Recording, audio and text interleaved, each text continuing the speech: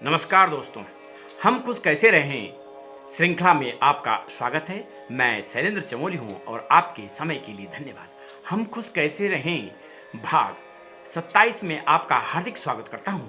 मेरा प्रयास है कि आपके जीवन रूपी आंगन में खुशियों के फूल खिलते रहें। ये खुशियां आपके जीवन के लिए उन महत्वपूर्ण चीज़ों में से एक है जो आपके जीवन शैली को सुधारने और लक्ष्यों को प्राप्त करने में आपकी मदद करती रहेंगी। तो इसी श्रृंखला को आगे बढ़ाते हुए आज हम बात करेंगे 12 रूल फॉर लाइफ। तो ये बुक जो है जॉर्डन बी पीटरसन की है और इसमें जॉर्डन ने व्यक्तिगत विकास, जिम्मेदारियां और अनुशासन के लिए व्यवहारिक नियम प्रदान करती है। यह पुस्तक दर्शन, मनोवैज्ञानिक और धर्मशास्त्र के सिद्धांतों पर आधारित है। 12 रूल फॉर लाइफ के 12 नियमों को जो है हम क्रमबद्ध ढंग से जो है प्रस्तुत करेंगे। तो इसमें फर्स्ट नियम है कि अपनी रीढ़ सीधी रखें और आत्मविश्वास से खड़े हों।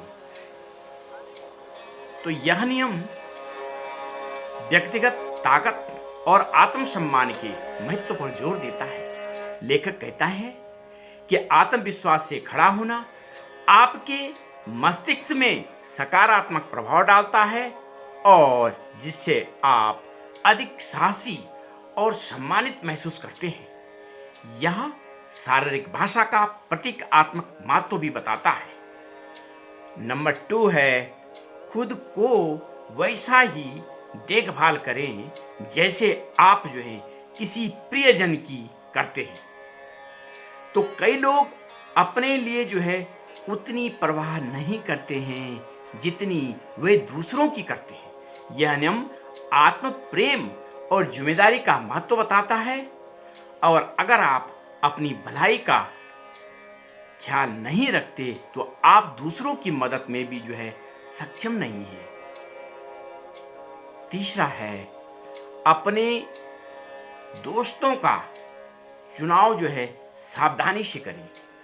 जिन लोगों के साथ आप अपना अधिक से अधिक समय बिताते हैं वे आपके जीवन को प्रभावित करते हैं और इस नियम के अनुसार आपको उन दोस्तों के साथ रहना चाहिए जो आपके विकास और भलाई की परवाह करते हैं, न कि वे जो आपको पीछे खींचते हैं और आपको गलत दिशा की ओर ले जाते हैं। नंबर 4 अपने बच्चों को ऐसा करने की अनुमति न दें जिससे आप उन्हें जो है नापसंद करने लगें। यह नियम बच्चों को अनुशासन सिखाने और उनकी परवरिश में माता पिता की जिम्मेदारियों पर केंद्रित है। पीटरसन का ये तर्क है कि बच्चों को सही दिशा देना माता पिता का कर्तव्य है ताकि वे समाज के लिए एक जिम्मेदार नागरिक बन सके। और कहा भी जाता है कि बच्चे की पहली जो माँ है, जो शिक्षिका है, वो माँ होती है। तो माता पिता की जो है अपने बच्चों की परवरिश की सबसे अधिक जिम्मेदारी है। 5वां है अपने घर को ठीक करें फिर दुनिया को बदलने का प्रयास करें। इस नियम का अर्थ यह है कि पहले अपने जीवन की समस्याओं को सुलझाएं और अपने परिवेश को व्यवस्थित करें। अपनी कमजोरियों और जिम्मेदारियों को पहचानें फिर बाहरी दुनिया में बदलाव लाने का प्रयास करें। 6 है केवल वही चीजें करें जो सार्थक हों, न कि आसान। यह नियम तात्कालिक सुख की बजाय दीर्घकालिक लक्ष्यों पर ध्यान केंद्रित करने की बात करता है। सार्थक कार्यों में समय और ऊर्जा लगती है लेकिन वे आपके जीवन को गहराई और उद्देश्य देते हैं। 7वां है कि सच्चाई बोले या कम से कम झूठ तो न बोले। तो सत्यता जीवन का आधार है। झूठ न केवल आपके जीवन की जटिल बनाता है बल्कि यह दूसरों के साथ आपके संबंधों को भी प्रभावित करता है। पीटरसन ईमानदारी को व्यक्तिगत और सामाजिक जिम्मेदारी मानते हैं।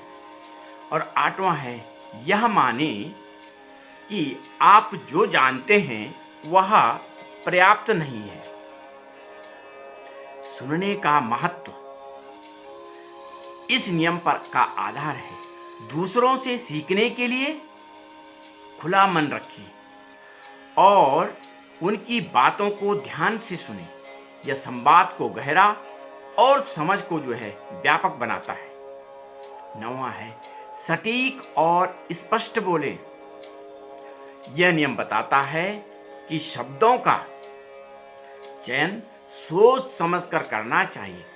अस्पष्टता भ्रम से बचें, क्योंकि यह संचार में गलतफहमियां पैदा करता है। सटीकता आपके विचारों को प्रभावी रूप से व्यक्त करने में मदद करती है। 10वां है, बच्चों को स्केटबोर्ड से मत रोकें। यह नियम स्वतंत्रता और जोखिम लेने के महत्व पर जोर देता है। बच्चों को खुद के अनुभवों से सीखने देना चाहिए और इनका आत्मनिर्भर और साहसी बनना उन्हें जीवन की कठिनाइयों का सामना करने में सक्षम बनाता है। और 11वां है, जब आप बिल्लियों को गली में देखें तो उन्हें सहलाइए। मतलब यह नियम कठिन समय में छोटे छोटे सुखों को सराहने की बात करता है। जीवन की चुनौतियों के बावजूद भी छोटी छोटी खुशियाँ आपको सकारात्मक बने रहने में मदद करती हैं।